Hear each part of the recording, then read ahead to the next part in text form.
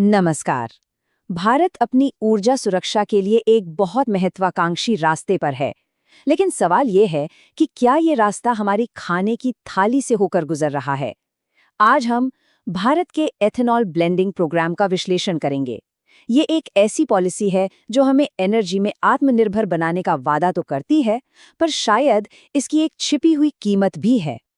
तो आज का जो सबसे बड़ा सवाल है वो यही है, क्या भारत की एनर्जी सिक्योरिटी की ये जो तलाश है वो हमारे फूड सिक्योरिटी की कीमत पर हो रही है? आइए इसी सवाल का जवाब ढूंढने की कोशिश करते हैं। तो चलिए इस विषय में थोड़ा गहराई से उतरते हैं। सबसे पहले पार्ट 1, द एनर्जी प्रॉमिस। पहले ये समझते हैं कि आखिर इस पॉलिसी को इतने बड़े स्केल पर लागू क्यों किया गया और इसके पीछे के एम्बिशियस गोल्स क्या थे। तो ये इथेनॉल ब्लेंडिंग प्रोग्राम या ईबीपी आखिर है क्या? देखिए, ये एक नेशनल पॉलिसी है। इसके तहत होता ये है कि फसलों से बने बायोफ्यूल्स यानी इथेनॉल को पेट्रोल में मिक्स किया जाता है। अब इसका मकसद बिल्कुल सीधा है, कच्चे तेल का इंपोर्ट कम करना और देश को एनर्जी के मामले में आत्मनिर्भर बनाना। और देखिए, ये पॉलिसी अपने शुरुआती लक्ष्यों में बेहद सफल रही है। भारत ने 2025 तक 20% इथेनॉल ब्लेंडिंग, जिसे E20 कहते हैं, उस टारगेट को अचीव कर लिया है, और वो भी तय समय से 5 साल पहले। ये वाकई में एक बहुत बड़ी नेशनल अचीवमेंट है। इस कामयाबी का जो आर्थिक फायदा है वो भी बहुत बड़ा है। इस प्रोग्राम की वजह से देश को 1.44 लाख करोड़ रुपए से ज्यादा की फॉरेन एक्सचेंज बचाने में मदद मिली है। सोचिए, ये वो पैसा है जो अब देश के दूसरे जरूरी कामों में इस्तेमाल हो सकता है। और ये इतनी बड़ी बचत हुई कैसे? ये हुई करीब 245 lakh metric ton crude oil के इंपोर्ट को एथेनॉल से रिप्लेस करके। मतलब सीधा है, एनर्जी के लिए हमारी दूसरे देशों पर निर्भरता कम हुई और हमारी एनर्जी सिक्योरिटी मजबूत हुई। लेकिन हर कहानी के दो पहलू होते हैं। तो अब बात करते हैं दूसरे पहलू की। Part 2, the hidden cost. अब देखते हैं कि इस पॉलिसी की सफलता के कुछ अनचाहे और चिंताजनक नतीजे क्या रहे हैं। और ये चिंता कोई हवा में नहीं है। देश का इकोनॉमिक सर्वे 2025-26, जो कि एक बहुत ही अहम सरकारी रिपोर्ट है, वो खुद चेतावनी देता है।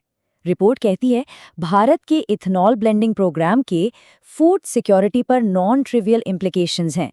मतलब ऐसे प्रभाव हैं जिन्हें नज़रअंदाज नहीं किया जा सकता। बस यहीं से इस पूरी चर्चा का रुख बदल जाता है। तो असल में इस पॉलिसी का जो मूल संघर्ष है वो है जमीन का संघर्ष।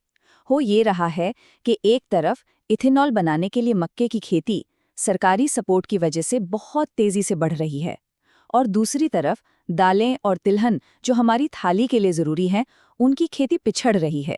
क्यों? क्योंकि खेत और दूसरे रिसोर्सेज दोनों ही मक्के जैसी फसलों की तरफ डाइवर्ट हो रहे हैं। ये जो आंकड़े हैं, ये इस बदलाव की एक बहुत ही साफ और गंभीर तस्वीर दिखाते हैं। आप देखिए, जहां एक तरफ मक्के की खेती का ग्रोथ रेट आसमान छू रहा है, वहीं दालों और तिलहन का ग्रोथ रेट या तो रुका हुआ है या फिर नेगेटिव में जा रहा है। ये सिर्फ नंबर्स का खेल नहीं है, ये देश के एग्रीकल्चरल पैटर्न में एक बहुत बड़े और शायद खतरनाक बदलाव का संकेत है। और ये प्रॉब्लम सिर्फ थियरी में नहीं है। महाराष्ट्र और कर्नाटक जैसे राज्यों में ये जो फसलों के बीच की कंपटीशन है, ये सबसे ज्यादा है। जमीन पर ये लड़ाई साफ साफ दिख रही है। तो चलिए अब इस एनालिसिस को और आगे बढ़ाते हैं। पार्ट 3, अ नेशंस डायलेमा। यहाँ हम देखेंगे कि इसका हमारी आबादी और इकोनॉमी पर सीधा असर क्या पड़ रहा है। तो अब सवाल ये उठता है कि इस पॉलिसी के विनर्स कौन है और लूजर्स कौन, मतलब फायदा किसे हो रहा है और कीमत कौन चुका रहा है। ये बिल्कुल साफ है, फायदा हो रहा है शुगर मिल्स, डिस्टिलरीज और बड़े किसानों को, और इसकी कीमत चुकानी पड़ रही है शहरी कंज्यूमर्स, कम आय वाले परिवारों और पोल्ट्री और लाइवस्टॉक सेक्टर को। इसका सीधा असर पड़ता है आम परिवारों के बजट पर। कैसे? समझिए। एक तरफ दाल, खाने के तेल और दूध जैसी रोजमर्रा की चीजों की कीमतें बढ़ रही हैं, वहीं दूसरी तरफ इथेनॉल से जो बचत हो रही है उसका फायदा पेट्रोल पंप पर आम इंसान को नहीं मिल रहा, कीमतें तो कम नहीं हो रही। इसी को कहते हैं आम परिवारों पर दोहरी महंगाई की मार। और ये असर सिर्फ जेब तक सीमित नहीं है, ये हमारी सेहत पर भी पड़ रहा है। सोचिए, जब दालें और तिलहन महंगे होंगे और आसानी से मिलेंगे नहीं, तो शरीर में प्रोटीन और ज़रूरी फैट्स की कमी होगी। और ये सीधे सीधे हमारी युवा पीढ़ी के न्यूट्रिशन और उनके डेवलपमेंट के लिए एक बहुत गंभीर खतरा है। तो सवाल ये है कि अब आगे का रास्ता क्या है? यहीं से हम आते हैं पार्ट 4 पर, द पाथ्स टू बैलेंस। यहाँ हम बात करेंगे कि इसके मुमकिन सॉल्यूशंस क्या हो सकते हैं और पॉलिसी की आगे की दिशा क्या होनी चाहिए। इस दुविधा का एक बहुत बड़ा और असरदार समाधान है सेकेंड जनरेशन यानी 2G इथेनॉल। अब ये क्या है? ये एक ऐसा बायोफ्यूल है जो खाने वाली फसलों से नहीं बल्कि एग्रीकल्चरल वेस्ट से बनता है, जैसे कि चावल की पराली, मक्के के भुट्टे या गन्ने की खोई से। और यही वो टेक्नोलॉजी है जो फ्यूल प्रोडक्शन को हमारी फूड सप्लाई से अलग कर सकती है। तो आगे बढ़ने के लिए एक बैलेंस्ड 3 पॉइंट अप्रोच की जरूरत है।